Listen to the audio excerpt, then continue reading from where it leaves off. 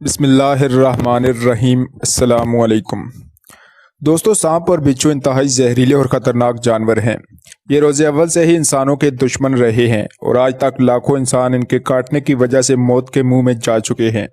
لیکن کیا آپ جانتے ہیں کہ سانپ اور بچھو حضرت نوح علیہ السلام کے نام سے بھی ڈرتے ہیں؟ ان کے حضرت نوح علیہ السلام سے ڈرنے کی کیا وجہ ہے؟ اللہ کے نبی حضرت نوح علیہ السلام بار بار اپنی امت کو اللہ کا پیغام سناتے رہے اور اس کی نافرمانی کرنے سے باز رہنے کی نصیحت کرتے رہے، مگر یہ قوم بار بار حضرت نوح علیہ السلام کا مذاق اڑاتی اور آپ علیہ السلام کو پتھر مارنے لگتی تھی۔ حضرت نوح علیہ السلام شدید زخمی ہو جاتے اور کئی دنوں تک ان پتھروں کے نیچے دب جاتے تھے۔ جب آپ علیہ السلام صحتیاب ہوتے تو پھر سے اللہ کے دین کی تبلیغ کرنے لگتے، یہاں تک کہ 950 سال گزر گئے۔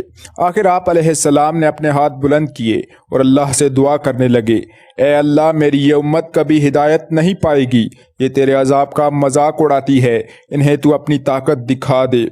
اتنے میں اللہ کا حکم آ گیا کہ اے نوح، ایک کشتی تیار کر اور اس میں جانور، چرند پرند کے جوڑوں اور ان لوگوں کو شامل کر لے جو تجھ پر ایمان لے آئے ہیں۔ حضرت نوح علیہ السلام نے درخت اگائے اور لکڑیاں جمع کر کے کشتی تیار کرنے میں لگ گئے۔ ان کی قوم نے دیکھا تو پھر آپ علیہ السلام پر ہنسنے لگی اور آپ کو تنگ کرنے لگی، مگر نوح علیہ السلام اللہ کے حکم کے مطابق کشتی بنانے میں مصروف رہے اور 100 سال میں یہ کشتی تیار ہو گئی۔ اس قوم کے شریر لوگوں نے کشتی میں غلاظت کر کے اس کو گندگی سے بھر دیا۔ حضرت نوح علیہ السلام نے دیکھا تو بہت افسردہ ہوئے۔ اتنے میں اللہ کا حکم آ گیا، اے نوح، پریشان نہ ہو، یہ شریر لوگ خود اس کشتی کو صاف کریں گے۔ پھر اللہ پاک نے اس امت میں ایک بیماری پیدا فرما دی، جس کی وجہ سے ان کو جسم میں شدید قسم کی خارش ہونے لگی۔ یہ اپنے جسموں کو نوچنے پر مجبور ہو گئے۔ ان کا ایک شخص کشتی میں غلاظت کرنے کے لیے گیا تو وہاں گر پڑا اور غلاظت اس کے جسم پر لگ گئی۔ جہاں اس کے جسم پر یہ گندگی لگتی، اس جگہ سے اس کی خارش ختم ہوتی جاتی۔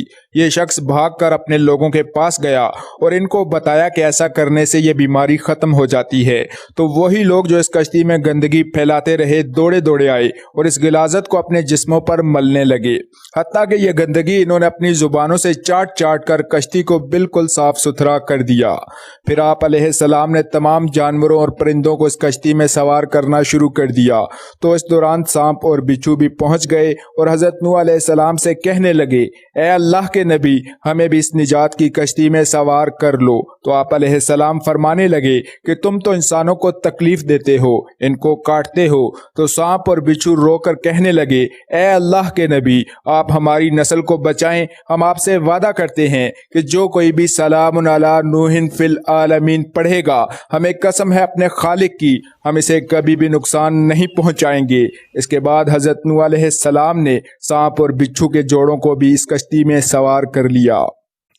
اس نجات کی کشتی میں جو جانور، چرند پرند اور انسان سوار ہوئے، ان کے سوا سب پر اللہ کا قہر نازل ہوا اور اللہ نے ان پر طوفان بھیجا، جس نے ان نافرمانوں اور اللہ کے نبی کا مذاق اڑانے والوں کی پوری بستی کو تہس نہس کر دیا۔